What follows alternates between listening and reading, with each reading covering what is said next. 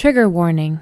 This episode contains sensitive content related to childhood trauma, emotional and verbal abuse, eating disorders, body image struggles, bullying, miscarriage, and mental health topics, including panic attacks and suicidal thoughts. Listener discretion is advised, especially for those currently navigating their own healing. If any of these topics feel too tender for you right now, please take care of yourself and know it's okay to pause or come back later. You are not alone. What's up, you beautiful beasts? I'm Katie. I'm on a mission to help humans become their favorite versions of themselves and to strive for overall health by healing their relationship to food and exercise, healing their relationship to their body, and most importantly, healing their relationship to themselves, all without ever having to step on a scale. I have had the privilege to talk to all kinds of different humans who have been through a plethora of experiences just being a human and existing. I believe that every single time someone shares their story, at least one person listening will learn from it, be inspired by it, and maybe, just maybe, even change the entire direction of their life. These are the stories of humans unveiling their beautiful beast. Keep listening. This is the Unveiling the Beast podcast.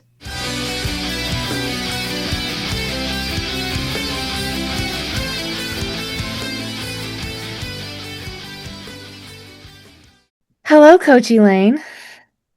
Well, hello. Hello. Welcome back to the show. Whoop, whoop. Yes. Listeners, I interviewed Coach Elaine maybe, was it like 5 years ago?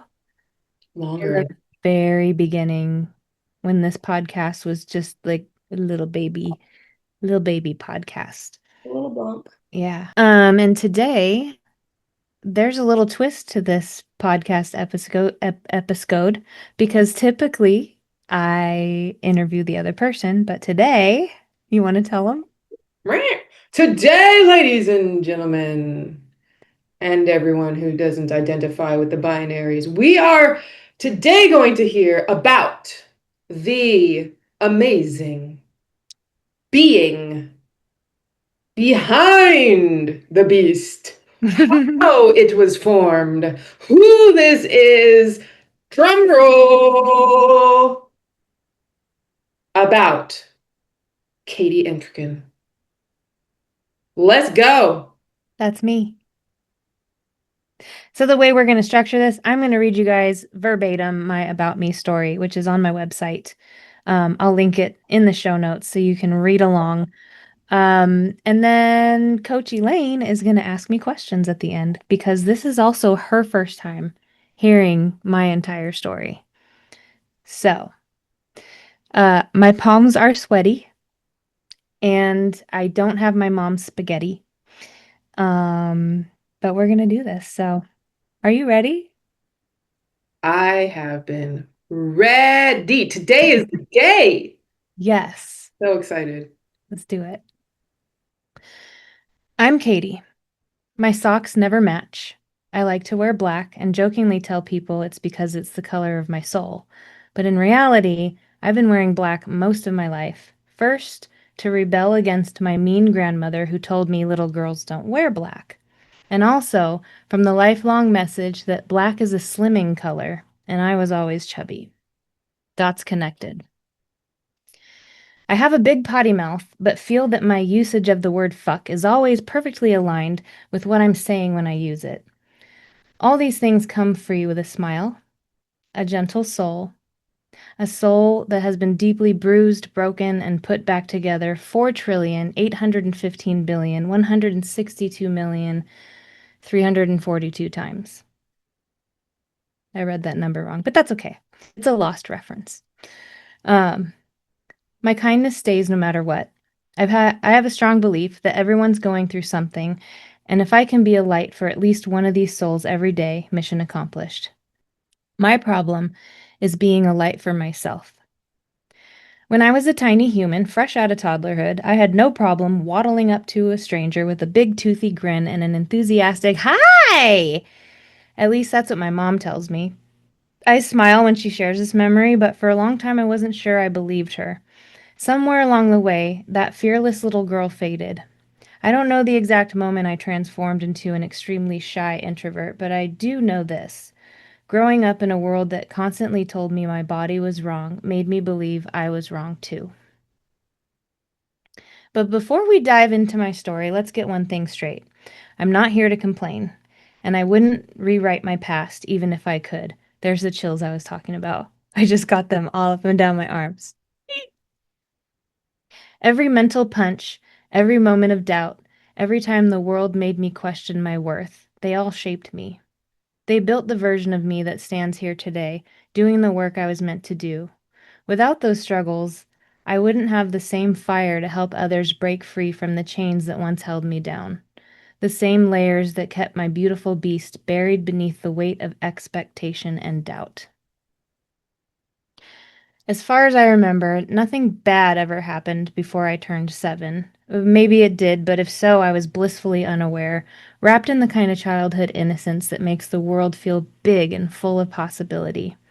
I was carefree. I was loud when I wanted to be, quiet when I felt like it, and unapologetically me. Until I wasn't. Until I started noticing the way people looked at me. The way they talked about bodies, mine, theirs, everyone's. The way the world seemed to whisper, "There's something wrong with you." And once I heard it, I couldn't unhear it. My first deep dive into emotional eating started when I was 7, the same year my parents got divorced. Of course, at 7, I had no idea that's what I was doing. I wasn't coping with food, I was just eating. Eating when I was sad, eating when I was confused, eating when the silence in the house felt too loud. I didn't realize I was stuffing my emotions down with every bite, using food as a shield against feelings too big for my little body to process. I didn't know I was depressed. I didn't understand why Mommy kicked Daddy out of the house. I wouldn't learn the full story until adulthood, when I took my father in as an old man, cared for him, and finally saw the depths of his forever victim-y soul. But that late lesson didn't rewrite my childhood. Growing up, my world was black and white. Mom was the bad guy, my dad was the one who had been wronged, and food was the only thing that never asked me to pick a side. When I was 8, my grandmother tried to convince my mom to send me to fat camp. Of course, they didn't call it that. No, it was a wellness retreat for overweight and obese kids, a place where children were separated from their families and normal lives for weeks, all so they could focus solely on shrinking their bodies and getting the number on the scale down, all in the name of health, goddammit. It even came with a glossy promotional VHS, which I watched obsessively over and over and over and over and over again. And then one day it clicked. Granny wants me to go to camp to change my body. Kids at school are mean because of how my body looks. More dots connected. I looked down at my tummy, and for the first time in my life, felt disgust toward my own body. A feeling no child should ever have to experience. Not at 8 years old, not at 10, not ever. But let's be real. This was never about my health. It was never really about my health. I wasn't even that chubby, but in her eyes, I was too much. Too soft in places that should have been smaller, too visible in ways she thought should be controlled, too much of a reflection of something she didn't want associated with her. My grandmother wasn't concerned with my well-being. She was concerned with appearances, with how my body fit into the carefully curated image she wanted the world to see.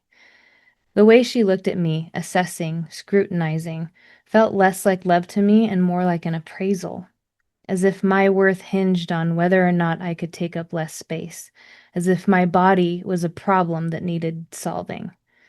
And I can't help but wonder, was she embarrassed by me, ashamed to have me around?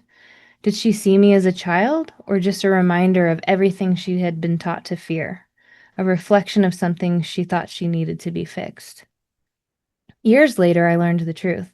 She'd done the same thing to my mother, the same disapproving glances, the same quiet jabs disguised as concern, the same unrelenting pressure to shrink. The cycle ran deep, and the cycle didn't start with me. Mom said no. No to fat camp, no to shipping me off to be fixed. Instead, Mom found me a counselor to help me with my emotional eating problem.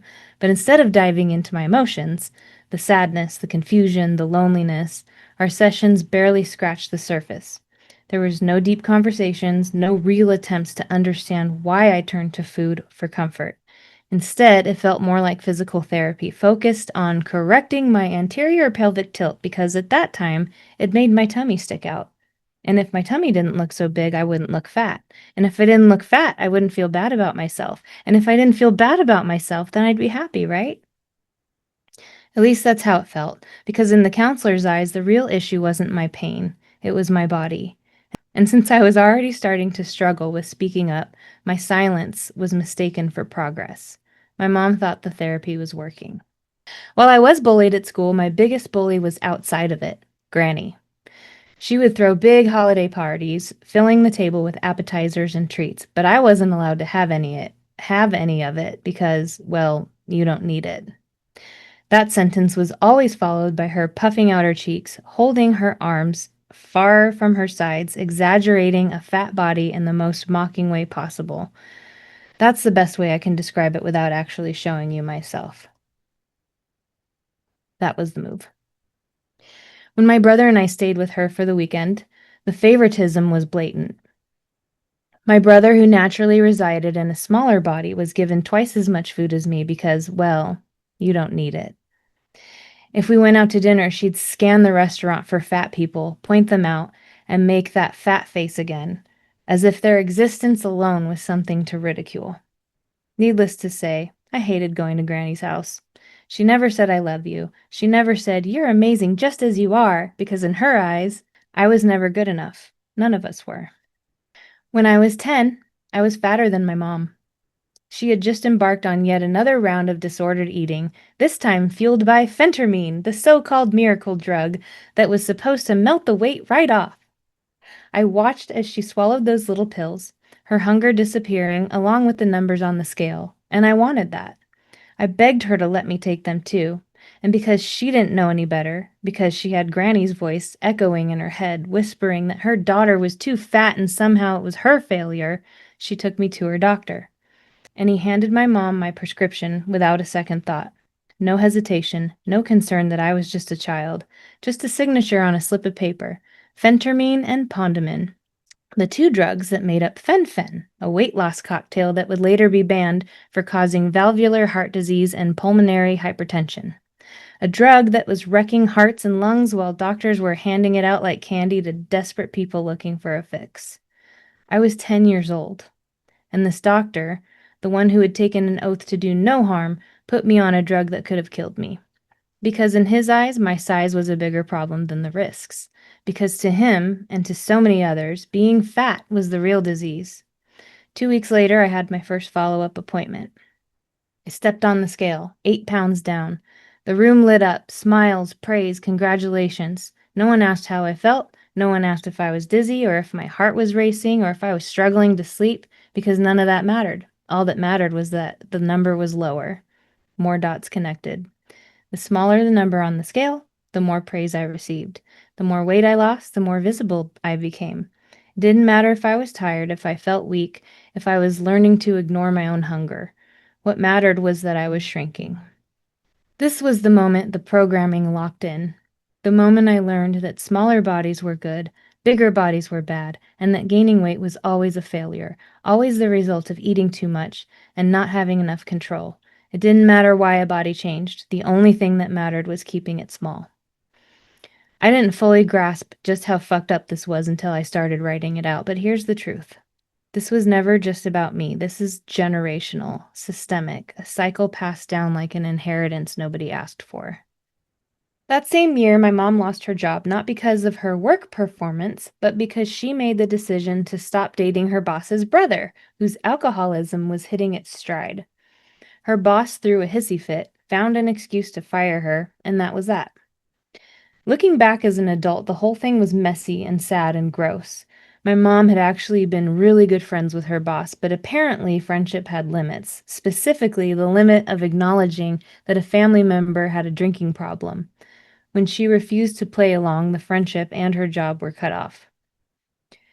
After what felt like forever on government assistance and food stamps, my mom finally got a job 86.4 miles away, and surprise, surprise, it just so happened to be in the same town where her long-distance boyfriend lived. Fuck. I strongly disliked that guy, and I had no idea why. I just knew.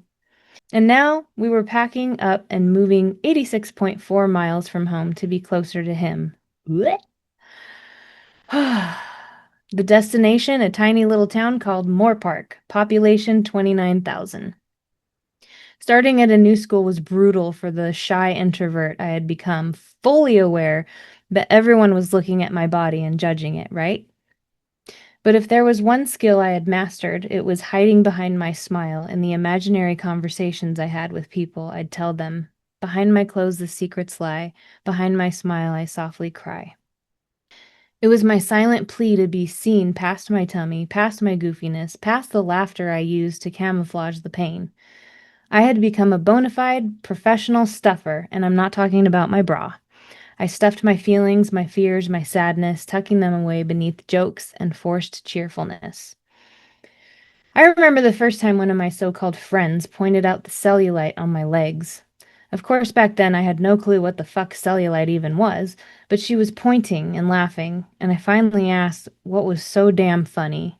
She smirked and said, "All the dents and ripples on your legs." Great. Fake friends. But hey, they were friends nonetheless. The experience that changed me. I was 12 years old riding my bike down the street, completely in my own world, when an older girl I didn't recognize stopped me. "Hey, are you KDP?" she asked, using my full name. "Yeah," I answered, probably assuming we had a mutual friend or some other innocent connection. Instead, she looked me dead in the eye and said, "Listen, you 2-ton whore. If you don't leave my brother alone, I'm gonna kick your ass." I was stunned. Who was her brother? What was she even talking about? It turned out her younger brother was a boy who had been bullying me on the bus every day on the way home from school. I told my big brother about it, and like any protective older sibling, he marched up to the guy and told him to knock it off or else. The boy, rather than backing off, went and told his big sister. Now she was standing in front of me, threatening me for something I didn't even start. And it didn't stop there. She told her friends. Her friends jumped my brother because he had stood up for me. It was like some kind of domino effect of middle school ridiculousness, but at 12 years old, it felt massive. But what stuck with me the most, it wasn't just the bullying, it was the fact that every insult, every threat, always came back to the same thing: my body, my weight, my size, as if that was the only thing about me that mattered. But this particular moment, the one that started with me just riding my bike, did something different. It changed me. There's a few moments in life that break you, that make you feel like the smallest, most insignificant thing in the world, and this was one of those moments. But instead of letting it harden me, instead of letting it fester into resentment that would slowly consume me, I made a choice. Right then and there, I decided I will never be the reason someone else feels as small and powerless as I do in this moment.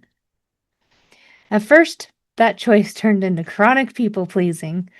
I thought kindness meant keeping the peace at any cost, making myself smaller so others felt bigger.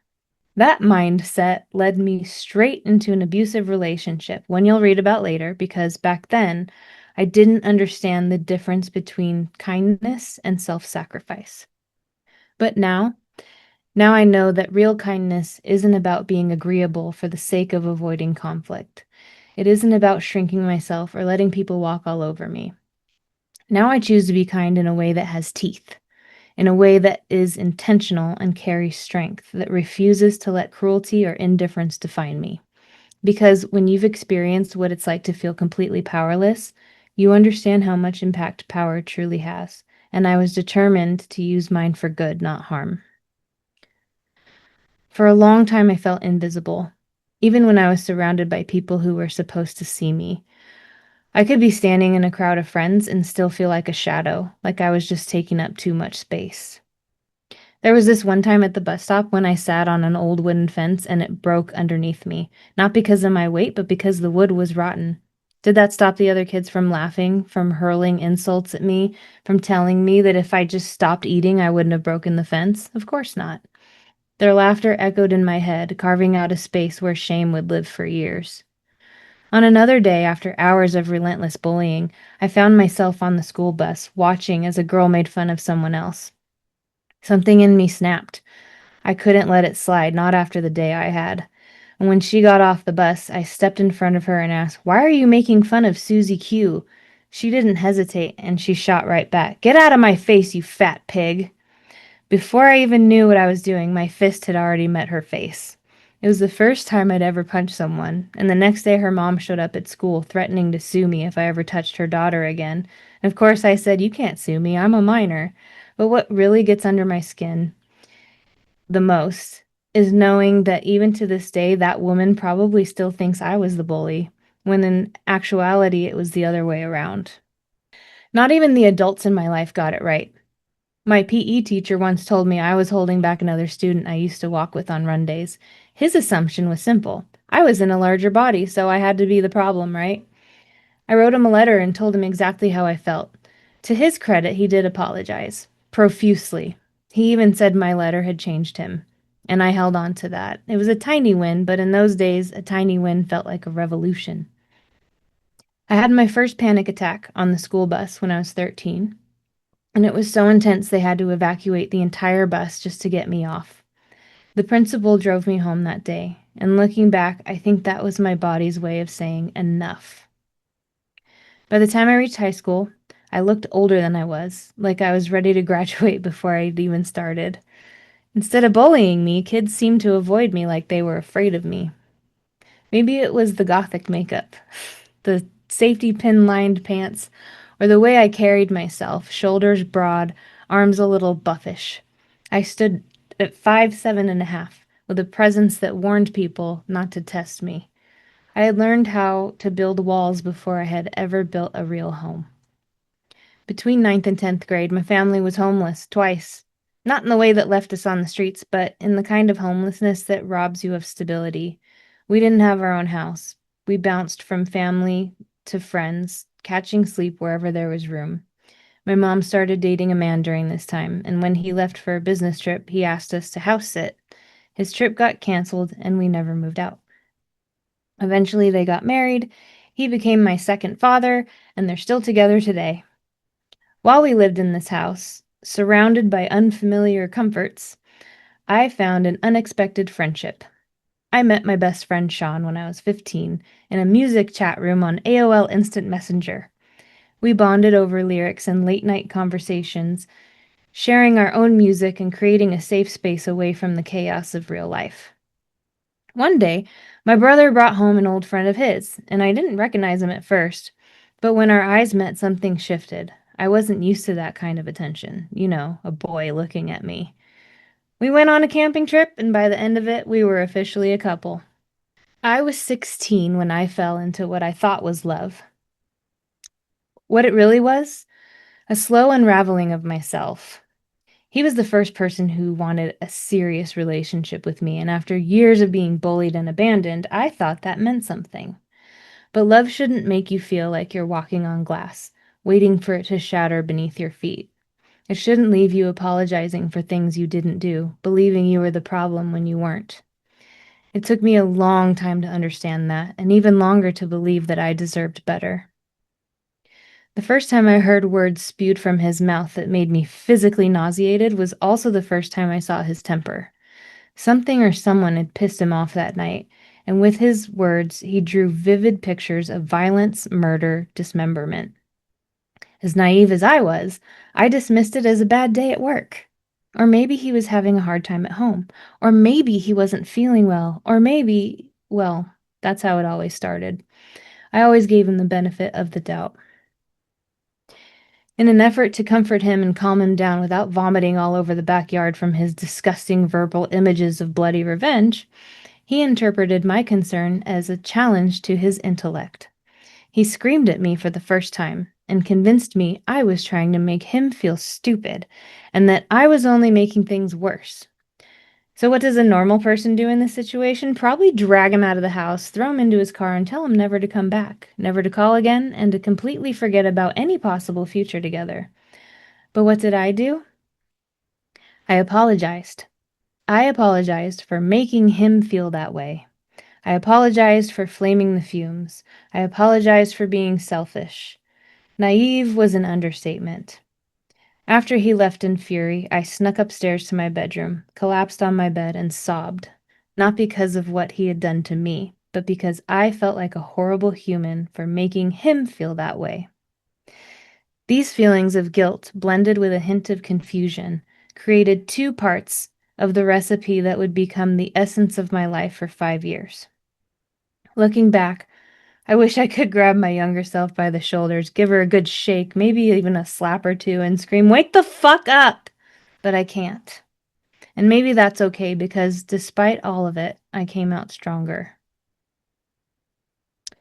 By the time we got engaged, I was almost 19 and had been screamed at on countless occasions.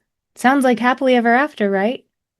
He proposed at night on the beach when we were staying with his family at a rented beach house. It was so romantic, it makes me want to puke. We planned a long engagement since I was still in college, and we didn't think it would hurt to take our time, although that didn't stop us from moving in together. For 5 years, I lived in a world where screaming matches and shattered walls were just another Tuesday, where I convinced myself that if I just loved him harder, if I just tried a little more, he'd change. His words cut deeper than any wound ever could, carving into me the belief that I was lucky to have him and that nobody else ever would. And because he never hit me, I told myself it wasn't that bad. His rage was just stress. His apologies meant something. This was love, right? The warnings were there, flashing, blaring, impossible to ignore. Friends, family, even my own gut begged me to see the danger. But I had spent years excusing, rationalizing, shrinking. If I left, who would I be without him? And besides, he'd suffered so much. His childhood had been unimaginable, so that made it okay, right? He would never really hurt me, right? And so, with every instinct screaming at me to run, I did the opposite. I walked down the aisle, 21 years young, my Cinderella dress sparkling under the weight of my own silence. Whew! That made me emotional. I stood beside him in front of our families and spoke vows that felt more like a surrender than a promise. I wasn't a blushing bride. I was just relieved there was an open bar. My family knew. My friends knew. Hell, I knew. But I had spent too long convincing myself I had no way out, that I was damaged, unlovable. Whew. Whew. I'm feeling this right now.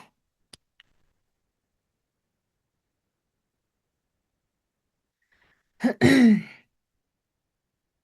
I had spent too long convincing myself that I had no way out, that I was damaged, unlovable, lucky to have anyone at all. And if I ever left, he'd end his life. So I stayed.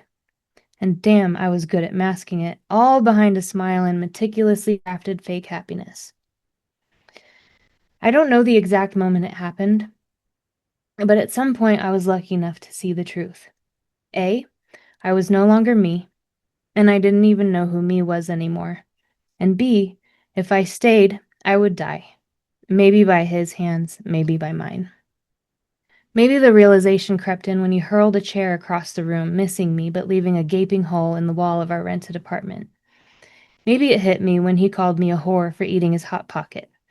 The same one he didn't even know I'd bought for him because he was too stoned to get out of bed. I don't know exactly when it happened, but when it did, the message was crystal clear. Leave or die. Leaving wasn't easy. It was terrifying, painful, and the hardest thing I'd ever done up until that point.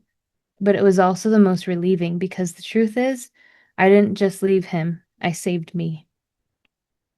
It took me years to unlearn the lies that he'd planted into my head, to rebuild the confidence that he stole, and to realize that love doesn't look like control, fear, and broken promises. That real love doesn't require you to lose yourself in order to keep it. After I left, I found myself on what I can only call the divorce diet. My disordered eating and exercise patterns hit overdrive, and my body dysmorphia was at its absolute worst. I convinced myself it was fine because, hey, at least I had a healthy addiction, right? I wasn't drinking or using drugs, so this was okay, right? Having survived an impossible relationship and years of bullying about my weight, I believed the only solution was to change me. What I didn't realize was that I was already okay as I was. I had no clue that the change I craved was for external acceptance because I had never been taught how to look inward for love, care, tenderness, and acceptance. It started small, just a few classes at the YMCA, but soon those classes multiplied. I began piling on more and more workouts, desperately trying to shrink my body and finally lose the weight. What started as a healthy outlet turned into an obsession. I was working out 3 hours a day, 6 days a week, and when I took the seventh day off, I felt like a failure. My diet was equally punishing. I wasn't eating enough, but I told myself hunger was strength. I was on my feet for 8 to 9 hours a day as a waitress, and when I wasn't working, I was at the gym or in class. Oh, did I mention I was also a full-time college student? I never stopped moving unless I was sitting in a lecture. I was driven by a singular goal: to become someone I thought I could never be as long as I was married to my abuser. Despite losing 50 pounds, it still wasn't enough. It was never enough. But amid all the chaos, a tiny spark lit up, a budding interest in becoming a personal trainer. This punishing routine went on for about a year until I finally graduated from college. Around that time, life threw me a curveball. I reconnected with Sean, the friend I'd met on AOL Instant Messenger 8 years earlier. When I finally saw him through the car window, I knew he was my soulmate. The feeling was instant and terrifying. I'd spent the last year swearing off relationships, convinced I could never let anyone in again. But there he was. After graduation, I moved 90 miles away to be closer to him. I rented a tiny apartment and lived there alone for 2 years. Just me. I didn't even have a cat. It was one of the loneliest times of my life, but also one of the most transformative. I grew up in ways I hadn't expected. Yet, despite all that growth, my dysfunctional eating and exercise patterns were at their worst. I was at war with myself. My inner voice was relentless, a drill sergeant of self-criticism that never let up. I was convinced that every misstep with food or exercise was proof of my failure, and failure, in my mind, demanded punishment. It was a brutal cycle, one that left me feeling isolated, ashamed, and unworthy. I didn't just struggle with body image, I tied my entire self-worth to it. And when I followed my strict eating rules and nailed my rigid workout plans, I granted myself a brief moment of pride. But the moment I deviated, the shame was unbearable. Food wasn't just food for me, it was a test, a measure of my success or failure as a person. Meals were strictly categorized, good or bad, virtuous or sinful, and I assigned myself the same labels based on what I ate. When I inevitably craved something off limits, the loss of control felt catastrophic. One forbidden bite would turn into a binge, and the guilt that followed drowned me. I promised myself I'd be stronger next time, that I'd restrict harder, and that I wouldn't mess up again. But deep down, I knew how this story always ended. More shame, more punishment, and no way out. Exercise, once something I might have enjoyed, became another weapon of self-punishment. It wasn't about feeling strong or energized, it was about atonement. If I ate something wrong, I had to pay for it in sweat. Rest days were not an option. Remember, rest felt like failure. Every workout was a desperate attempt to fix what I saw as broken, to shrink myself into a version I might finally be able to accept. But no matter how much I pushed, no matter how many calories I burned, the goalpost of happiness always moved further away. When I looked in the mirror, I didn't see myself. I saw flaws, distortions, evidence of everything I hated. No matter how much weight I lost, it was never enough. I avoided social events, terrified of how others might see me, but the truth was, no one judged me more harshly than I judged myself. I believed with absolute certainty that happiness was waiting for me just 20 pounds away. If I could just get there, everything would be different. I'd feel confident, I'd be worthy, and I'd finally be at peace. But peace never came. Instead, I was trapped in an exhausting cycle. Start a new diet, slip up, punish myself, start over. I compared myself to every other body I saw, searching for proof that I wasn't enough. I spent hours on Google looking for quick fixes, desperate for an answer that would make it easier. But the internet was full of bullshit advice, and my inner critic was even worse. I was exhausted from chasing an ideal that refused to deliver on its promise. More than anything, I just wanted relief. I wanted to stop hating my body. I wanted to enjoy food without fear. I wanted to move my body without punishment. I wanted to live, really live, without constantly calculating if I was thin enough to deserve it. Whew! But the fear was real. What if I let go of control and everything fell apart? What if I gained weight? What if self-acceptance was just another lie? I was so tired of fighting, but I didn't know how to stop. In 2015, Sean and I got married. 2 years and 2 miscarriages later, I became pregnant with my son, and for the first time, I saw the damage I was doing to my body. I knew I couldn't keep living this way while pregnant. It would hurt the baby, and for the first time, I felt a sense of relief. I didn't have to count every calorie. I didn't have to fear weight gain because I was supposed to gain weight. And this wasn't the end of my disordered eating days, but it was the first tiny crack in the wall of my self-criticism. After Desmond was born, I hit dieting rock bottom. I tried a diet program that my mom was doing. Of course, my mom was doing it, which had her eating 800 to 1,000 calories a day, 4 meals from packets that were nothing more than 4 bites of sad microwave mush. The program was one of those trendy weight loss plans that promises rapid results through pre-packaged fuelings and one small home-cooked meal a day. These so-called fuelings ranged from tiny, chalky bars to powdered soups and pastas that barely made a dent in my hunger. It wasn't food, it was punishment in disguise. And, on top of that, it was fucking expensive for what it was. I dropped 9 pounds in a week, and my milk supply right along with it, bringing its own heavy load of guilt and shame. As a new mom, I wanted nothing more than to nourish my son, but my obsession with weight loss had literally drained me dry. Thankfully, I had a freezer stocked with breast milk, but my body, already exhausted from childbirth, was now being starved of the nutrients it needed to feed both me and my baby. I was weak, dizzy, and constantly thinking about food. And the kicker? I knew I was going to lose my milk supply. I chose to sacrifice it, all in the name of shrinking my body. Mom of the fucking year, right? The red flags were waving right in my face, especially when I was told not to exercise. And honestly, I couldn't even be mad at the coach. She was one of the sweetest people I knew, just another well-meaning soul who'd bought into the same glossy lies and empty promises. She wasn't the one to blame. She was caught up in it just like I was. I remember choking down yet another packet of powdered oatmeal and wondering how I'd ended up here, trading my precious milk supply for the hollow promise of a thinner body. The worst part was I wasn't alone. There were entire online communities filled with people just like me, clinging to every pound lost while their bodies screamed for nourishment. And looking back, I see just how vulnerable I was. I was exhausted, desperate, and still healing from both pregnancy and loss. And like so many new moms, I was under constant attack from the relentless "get your body back" messaging. But here's the truth: we never lost our bodies to begin with. Programs like this thrive on that kind of vulnerability, dangling a false sense of control when everything feels chaotic. But the price was far too high, not just in dollars, but in my health, my sanity, and my ability to nourish my son.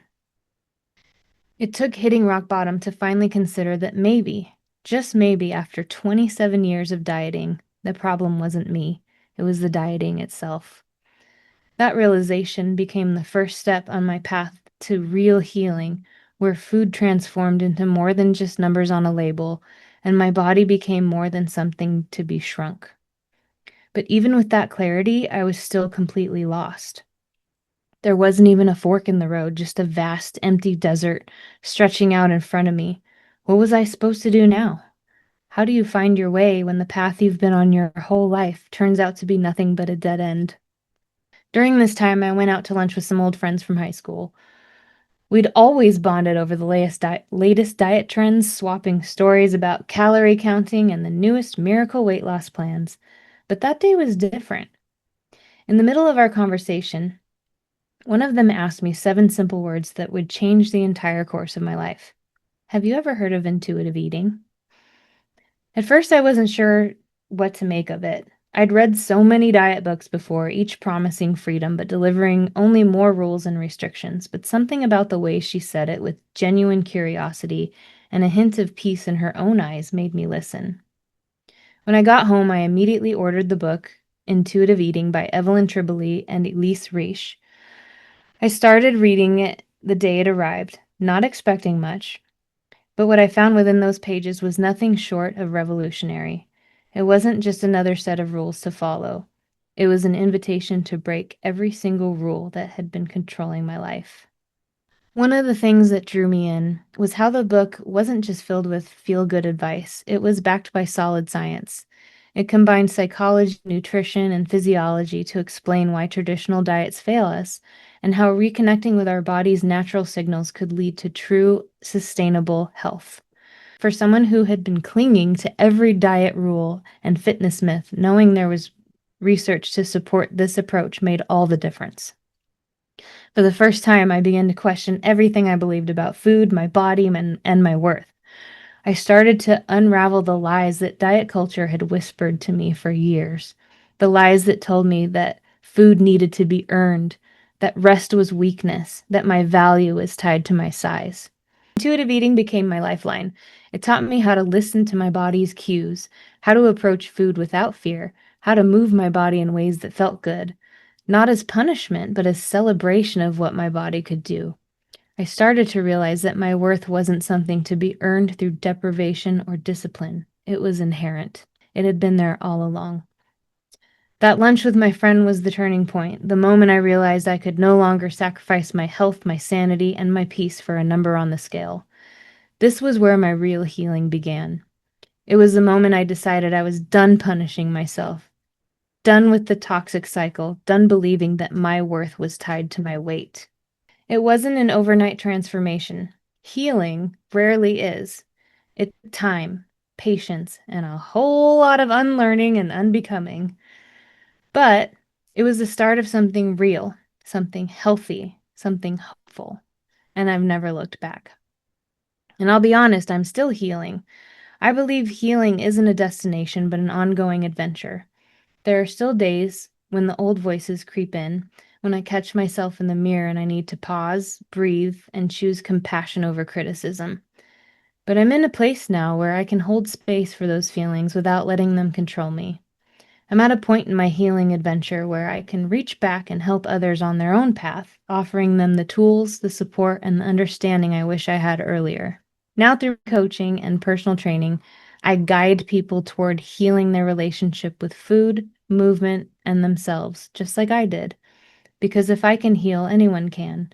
And if intuitive eating taught me anything, it's that peace with food and our bodies isn't just possible, it's our birthright. And the best part, you don't have to do it alone. I'm here to walk alongside you on your healing adventure, one compassionate step at a time. I want you to know that my story is a big part of why I do what I do, but it's not the only reason I'm qualified to guide you. I'm also a certified personal trainer and a certified nutritionist, which means I can support you in building a healthier relationship with movement and nourishing your body without guilt or restriction. But where my approach really goes deeper is through my certification as a neurotransformational coach. This isn't just about what you eat or how you move, it's about transforming the way you think. As a neurotransformational coach, I help you identify and rewire those deep-seated limiting beliefs, the old stories, and the mental programming that keep you stuck in patterns that don't serve you. It's rooted in neurolinguistic programming, NLP, and it's the piece of the puzzle that brings everything together, the mental, emotional, and physical aspects of healing. I don't share these credentials to impress you, but to reassure you.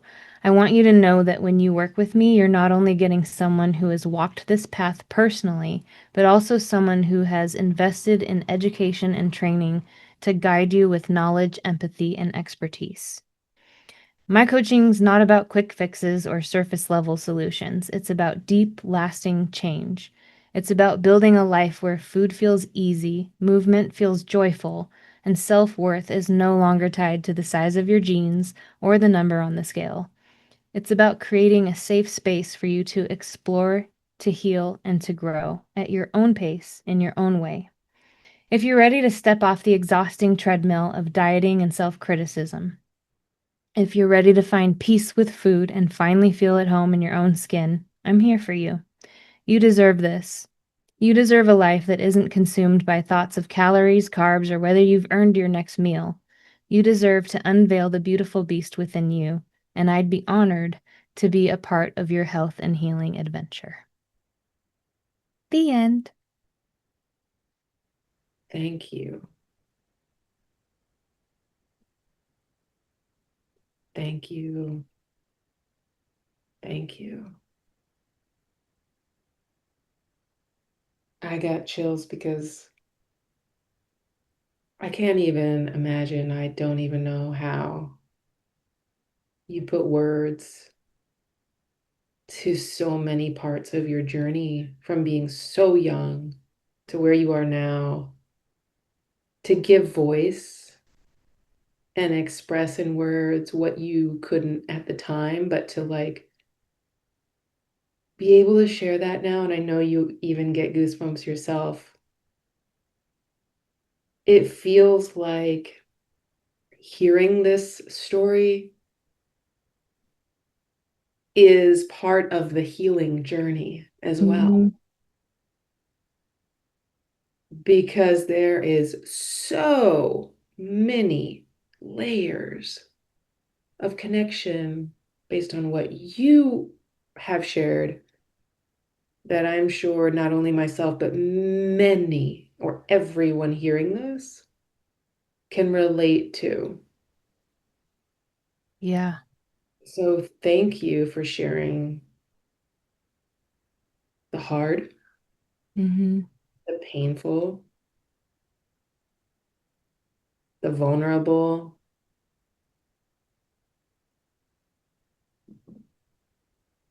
the process. And I just don't think people realize that the communication about something, just being able to talk about it, is super important and part of the healing journey. Yeah. But I hope that your words and you sharing your story helps somebody else feel heard when they don't have words. But your words can be that placeholder for them and a bridge and something solid they can feel like they can step on and borrow your words to take their next step, you know? Yeah.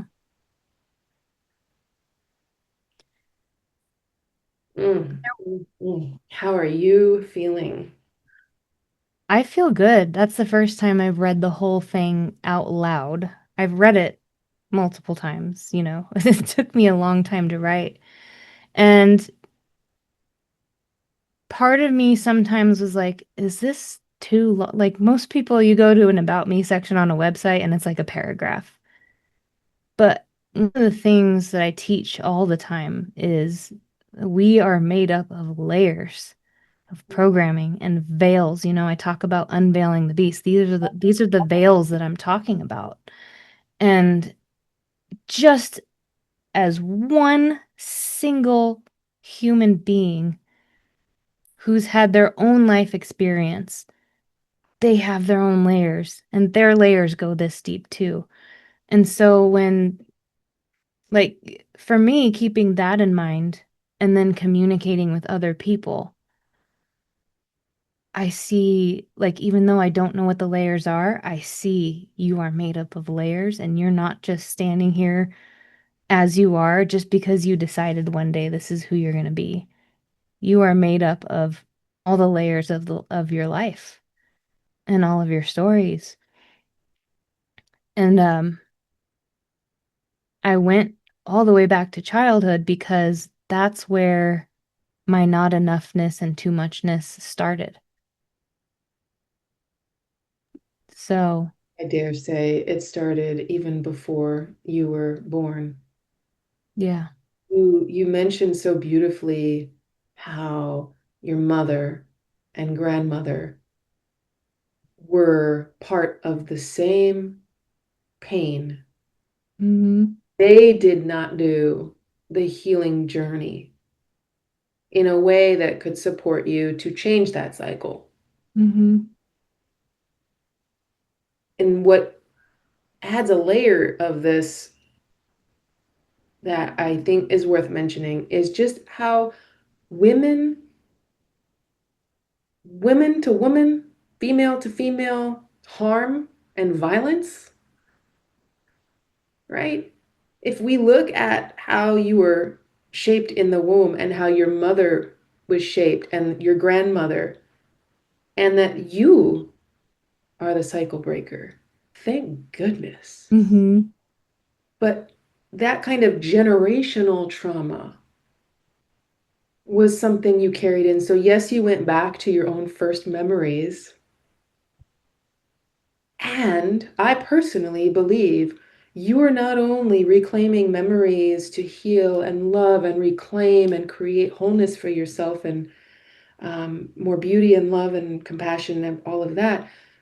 I personally do believe there's a healing even beyond your own lifetime to help the generational trauma that you were given. Mm-hmm.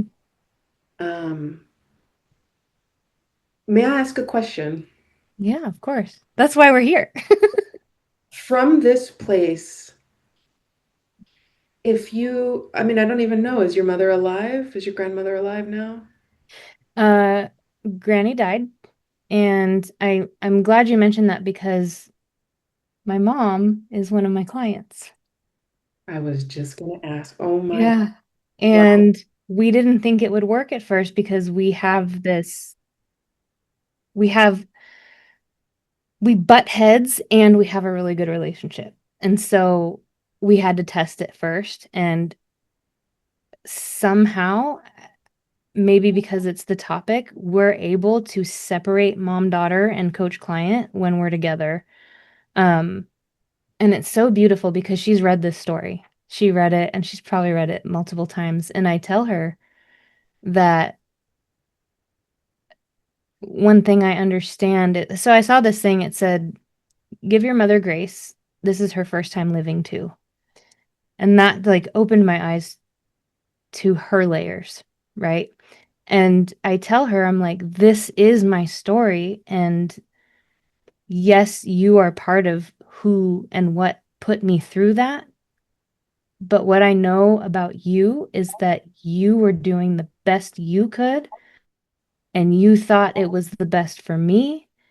And you did it from a place of love, like putting me on phentermine. She did it from a place of love because she also had my grandma in her ear saying, your child's fat and it's your fault. You're not paying attention. Generational. Um, yeah. So I'm glad you brought that up because we have a wonderful coach client relationship. She's done a lot of fucking healing herself. So, yeah. Mama, that surprised, pleasantly surprised to hear that. That is incredible. Wow. Mm, Has your mom been on the she has. podcast? She has, yeah. We didn't talk about this, but we talked about other things like, oh, I didn't even mention the story when I was 7, my dance teacher was murdered, who was good friends with my mom. Interestingly enough, in a coaching session, I realized that was the first time I had been abandoned at 7 years old because she died. She never came back. But anyway, that's a whole. I'll link that episode for the listeners if you want to hear that story. Yeah. Then her other episode was about living with a sick husband because her husband's been sick for like 15 years. So, Mhm. Yeah. yeah. There's one thing that I noticed as a through line, empathy. Um, I noticed that as a through line with all of the stories that you shared, whether or not you were the one receiving violence or enacting it, right? Is almost as if I could hear and connect with how so much of one's empathetic nature makes them vulnerable to absorbing the energies, good, bad, indifferent, all the different kinds of energies, right? But not necessarily knowing, because I don't know, we talk about this with kids, what empathy is, what empathic nature is, sensitivities. Um, so it almost feels like to me like there's been this tumultuous relationship with empathy because you can both be empathic for the bully, for the abuser, for the the nature that is harmful, Yeah. and also your nature, your essence of love, of kindness, of compassion is what actually brings out that empathetic nature. So that exists too. How would you define for yourself empathy now? You talked a little bit about learning boundaries, learning to evolve past the people pleasing and things like that. So what is empathy now for you? How would you define it? And then what would you say um, to the person listening who knows or doesn't know? Maybe this is a light bulb moment for some people that their gift of sensitivity, their gift of empathy is something to acknowledge or protect so that it doesn't allow them to be enmeshed, right? Enmeshed or entangled in trying to, quote unquote, as you said so beautifully in your story, save somebody else or love them so much that they would change Mm. or just stay because that's what, quote unquote, love does. I'm just wondering if that's a place you have any words for or any thoughts about, because it was something that felt like through the entire different things that were going on, empathy is such a beautiful and compassion is such a beautiful energy. And yet sometimes it puts us in very precarious situations because we are overgiving, dare I say, overloving through that energy of trying to be, empathetic or compassionate. Yeah. So, what would you say to the person out there who is either aware or not that that's a very beautiful gift to have? And how do people see the red flags for themselves around that energy if it's leading them down some of the paths that you've been down, where it led to people pleasing, self sacrificing, staying too long in abusive situations, or, um, having so much empathy for others, but not getting it back. And so then using diets or exercise or other forms of things to feel that return of some form of love, pleasure, satisfaction. Mm. Anything come to mind? One thing I like to share is most of my life I've heard, um, you're so sensitive, and like in a negative tone of voice, like it's a bad thing. And so, that was one more layer to add to my, I don't know, not enoughness or too muchness, one of them. Um, and now I realize that you're so sensitive that's my superpower. And to those who aren't aware, and they've probably heard that before, you're so sensitive or you're too sensitive, which in my opinion is kind of sort of a form of gaslighting, but it's our superpower. And to be able to use it in a way to where you're not getting walked all over is, if you don't already know, figure out your worth. Know your worth. Because in all of this, like realizing that it's inherent, we're born with worth. We have value because we do. We don't have to earn it. And knowing this about you, um, so that if and when somebody is mean or somebody is, um, any of the examples from my story, how do I say this? Your worth is so um cemented and embodied in your awareness that won't even affect you. Like, will still have an effect of like, oh, that sucks. This person doesn't like me. And it's not going to change who I am because I'm worthy just as I am. So it is a hard thing to do, to like understand that we're worthy because we are, because we were born. Um, and it takes time and effort and work and unlayering and unveiling, and it's totally worth figuring you out, because I will say it again, you're so sensitive. That's your superpower. Yeah. Can I ask you, can we do a quick practice exercise? Like, you know what I heard was tone.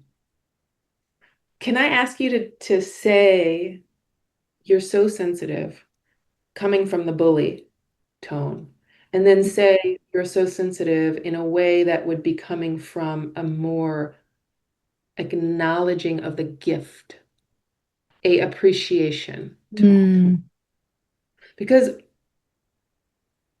that is sometimes what we're picking up on is not the words people are saying, but the tone. mm, Somebody is sensitive. You could be saying, "Pas trop loin d'un iPhone, not to la." And they don't know what these words mean, but they can feel the vibration, the frequency, and the tone. yeah. And I want people to know that their power can be acknowledged through loving words, even if it's said exactly the same way as what they may have heard previously from, as you said, gaslighting, or people that were disregarding that. Yeah. You have a way with the voice, so go for it. If you would like to try it, give it a Sure. whirl. Okay, so from the bully would sound like, you're so sensitive. And facial expressions are important too, because it's like, you're so sensitive, versus like, I wish someone was in front of me so I could just like grab them gently by the shoulders and be like, you are so sensitive. And then like I want to hug them and say, that's your superpower. Embrace it. Just kidding. No. I wouldn't do that, but You are Yeah, you are so sensitive. sensitive. I almost imagine like something really delicious that someone puts like a beautiful meal in front of you or something you really like want. Ooh, you are so sensitive. Mm, yeah, now I'm hungry.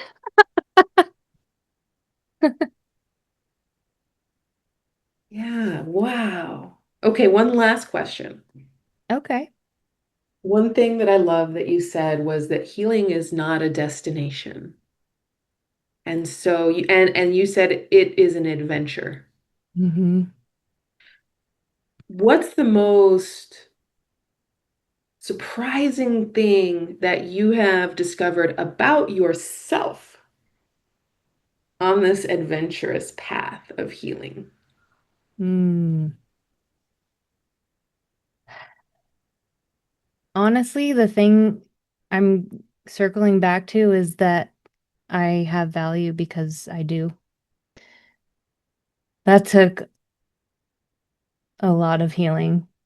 And I also want to point out the reason I say healing doesn't have a destination is because we're all like, we can go on a healing adventure, but it's never this, I go to therapy, now I'm healed, yay. And it's because we're still alive and we're still living and we still are having new experiences that maybe we've never had before. And we're going to keep having new experiences and living and healing and growing until we die.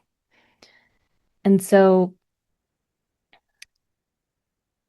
having that awareness of your worth in those experiences will probably like make those experiences way better. Um, yeah, did that answer your question? It's kind of like a two-parter. No, can we go back? Can you say that again? I think it's something for people to also hear and allow themselves to receive in every cell of their body and their bones the affirmation of worth. Mm, you have value because you do. We are worthy because we are. It's nothing we need to earn, no matter what you look like, no matter how big you are, how small you are, no matter what color your skin is, no matter who you love. You are worthy because you are.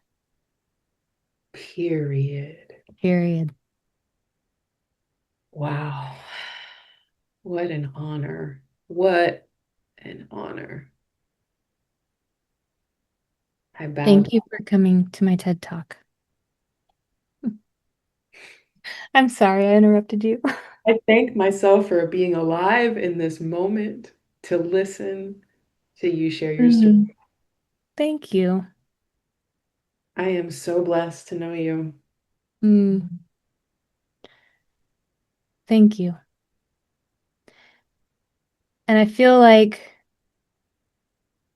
even though my story is mine, I want people to hear my story, not because like I want to be famous or anything, but because I want people to know that healing is possible and that being in the place like when I was at war with my own body, like you don't have to stay there. And so like right now I feel like I'm this nobody on the internet with, with this long story on a website that nobody goes to. And the only reason I want that to change, not so that people are like, "Oh my gosh, it's Katie," but so that they can heal. They can start at least knowing that healing's possible and that you don't have to be stuck in the counting the calories and macros and discipline and hard workouts and like you're worthy because you are. Yeah. I think So, that's That's one place where we are 1,000,000% aligned. 1,000,000. I love it. I want to say if there's anybody listening to this story and you have a story that inspires healing is possible, reach out to Katie. Get on this podcast, share your story, or do it just somewhere. Share your story because I want to know where our tribe, our people, our soul family is. Mm. Been through some in this time of this life that has overcome it. And it takes so much power and courage and layers to overcome a lot of the pain and trauma that number one, let's celebrate the fact that you are here and that you have a story to share because I agree, healing is possible. That through those three words, hip.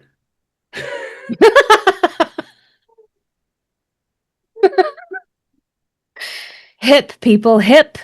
If you are hip to this conversation, let's share more of that. You are proof, and there are other receipts out there. Let's gather our receipts. Mm. Healing is possible, and it's not only possible, but it's important to share because the binary is also true that when you're in it, it feels impossible. Yep. And we have to acknowledge that there are people out there on one side of the coin that are feeling impossible to see another side. And your story helps them get to the other side. So I thank you for sharing that, Katie, and I wish I could give you a hug right now, but one day we'll meet and I'm going to give you the biggest hug. Yes. Thank you. Thank you. Beautiful beast. Katie Entrikin signing off until next time.